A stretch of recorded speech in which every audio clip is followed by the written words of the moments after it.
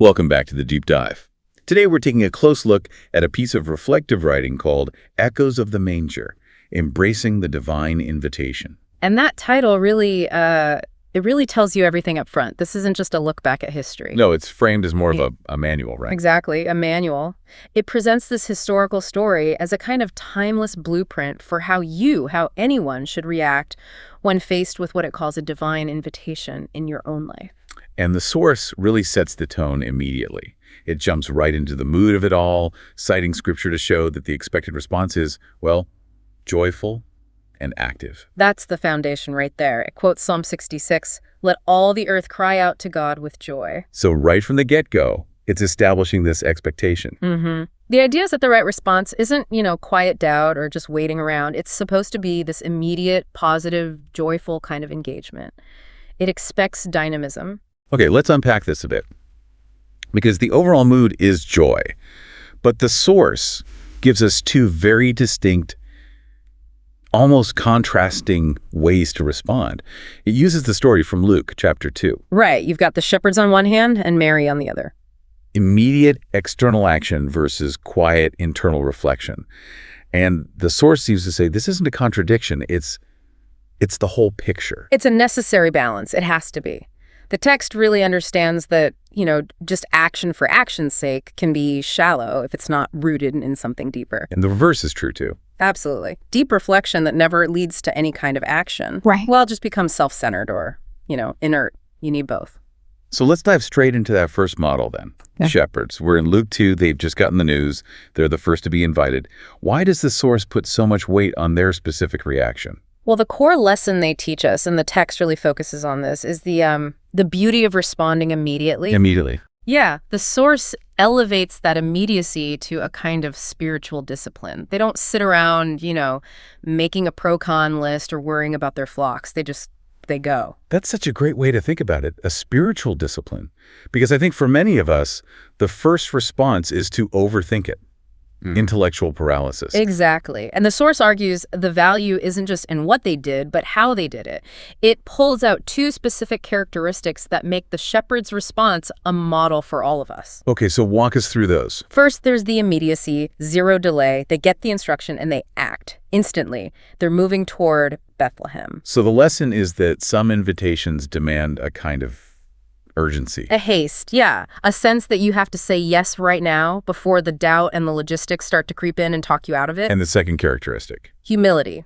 They respond with what the source calls humble hearts. And what's so fascinating here, and the text highlights this, is who was chosen. Right, shepherds. Shepherds. The lowest rung of society at the time. Often marginalized, uneducated. The invitation goes straight to them.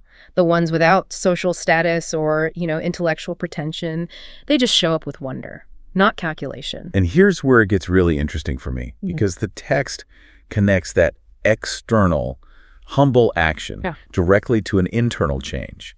And that change then fuels the next action. Yes. The source says the encounter with Jesus filled them with wonder, and that wonder immediately made them want to share the good news. It's a circuit. That circuit is absolutely vital. That is the pattern of witness the source wants us to see. Immediate humble response leads to this authentic internal transformation, the awe, the wonder. Which you can't fake. You can't fake it. And that internal experience isn't meant to be kept private. It's designed to immediately generate an external action, which is telling everyone they need what they saw. So they effectively become the prime example of what the source calls a joyful witness. Exactly. They didn't need a theology degree. Their own immediate, tangible experience was the only qualification they needed. The experience itself gave them the authority to speak. So this model is all about external expression, active sharing. It's a challenge to the idea of just, believing quietly inside. The shepherds are. They're the active principle. They are. They run out and spread the word right away. But as you said, that's only half of the equation this text presents. If the shepherds are all about immediate action and speaking out, the source gives us this really profound contrast with Mary. What's the value in her quietness?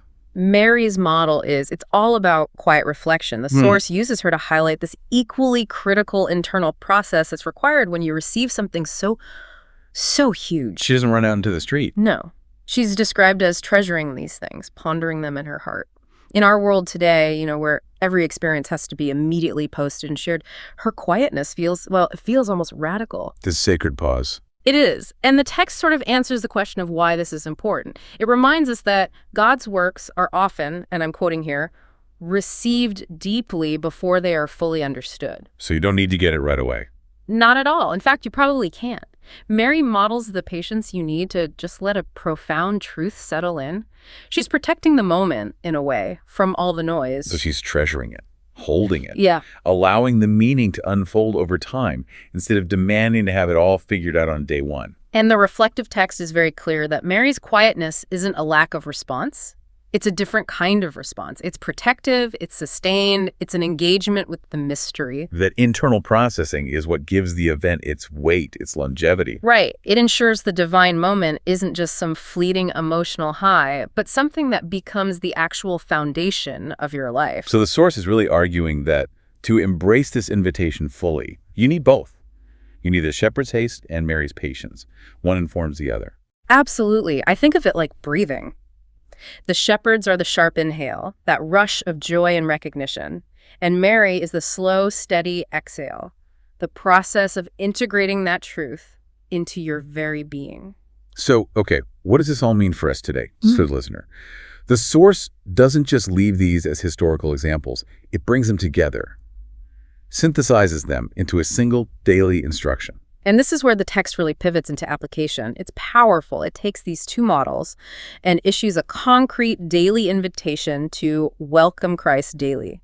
And it lays out 3 specific ways to do that. This is really the heart of it. This is where it becomes an active choice for you, the listener, every single day. So what are those 3 mechanisms? They're listed as faith, obedience, and joyful witness. But we can't just, treat it like a checklist. We have to understand what the source means by each one. Okay, let's start with faith. The source implies faith is the foundation. It's the decision to believe the invitation is real and that it applies to your life right now. It's accepting the promise even when you can't see the full picture. It's what Mary did. And obedience. That can be a heavy word for some people. How does the source define it in this context? It's not about drudgery. It's defined more as a submission to the journey. Obedience here means aligning your life, your daily choices, your priorities with the truth of that invitation. It's the practical moment-to-moment commitment. That reframes it completely. So it's the intentional choice to just start walking in that direction, even if it feels strange or you don't know the destination. Precisely. That's Mary submitting to this massive, confusing change in her life. And that leads directly to the third one, joyful witness. Which connects right back to the shepherds. It connects right back. The daily welcome needs that internal belief, the faith, and the internal submission, the obedience. But the source insists it must culminate in external sharing, the joyful witness. So joy isn't static. It's a circuit. The internal belief has to power the external action. The quiet reflection is what makes the action meaningful, and the action is what proves the reflection is real. It's the cycle of receiving and giving. You receive the invitation, you reflect on it, and then, inevitably, you share the joy of it with other people. It's not an optional extra, it's a required outcome. This synthesis is really compelling. It's not enough just to believe inside. You have to let it manifest. You have to act. It transforms that ancient story into a choice for us today. And the source goes one step further. It talks about the specific emotional states that help make this happen. The prayer included in the text focuses on 2 key emotional anchors. Anchors that enable both the action and the reflection. Yes, they are gratitude and trust. Okay, why those 2 specifically? Gratitude shifts your focus. It moves you away from what you lack and toward what you've already been given, the invitation itself. When you start from gratitude, the action becomes an instinctive thank you, not a stressful chore. It unlocks the joy. And trust. I'm guessing that's the key to Mary's quiet reflection. Absolutely. Trust is what lets you sit with the unknown without panicking, without needing to solve the whole mystery right now. It's the deep conviction that whoever gave the invitation is reliable. The text literally has you pray for help to treasure your presence with gratitude and trust.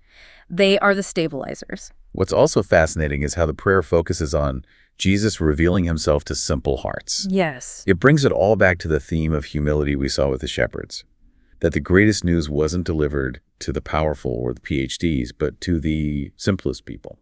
It just strips away any expectation that you need to be special or wealthy or highly educated to receive this invitation. It reaffirms that humility and simplicity are basically the prerequisites. If you approach it with intellectual arrogance, you're going to miss it. So the ultimate takeaway is this unavoidable call to application. The source demands that we move from being passive readers to active doers.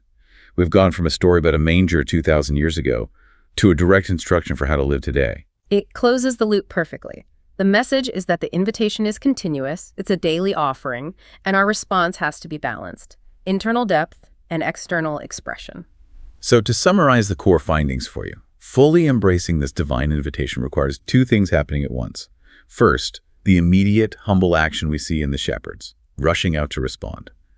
And second, the quiet, deep reflection we see in Mary, who treasured the moment. You need both the haste to respond and the patience to understand. And as we close this deep dive, the source leaves you with one last thing, a final, tangible challenge to take with you right now. It asks you to move beyond abstract ideas and into real action. It challenges you with this question: what simple way can I share the joy of Christ with someone today through my words or actions? The invitation demands immediate, simple application.